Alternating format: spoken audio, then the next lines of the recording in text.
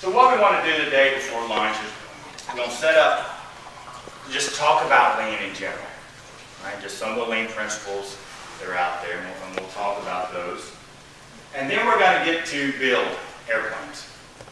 All right, so we'll have 3 production runs, and Francis will lead that, and we'll go through 4 rounds of a simulation. Somewhere we should be breaking for lunch. I don't know if we're going to finish the simulation before lunch, or we'll see where we are on that.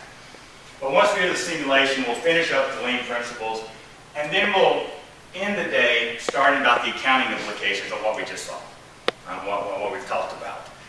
And that will set up the next 2 days for us. Day 2, we'll get into value stream costing, which is critically important with this.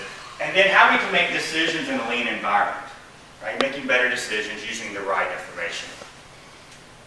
My favorite part, lunch, again.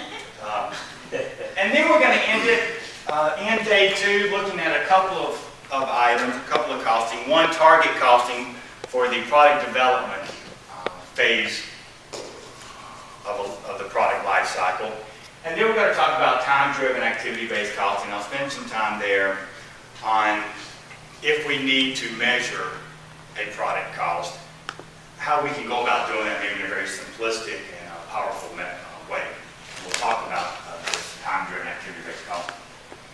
And then the last day, we're going to start with some scorecard, and we'll get into some of the planning issues.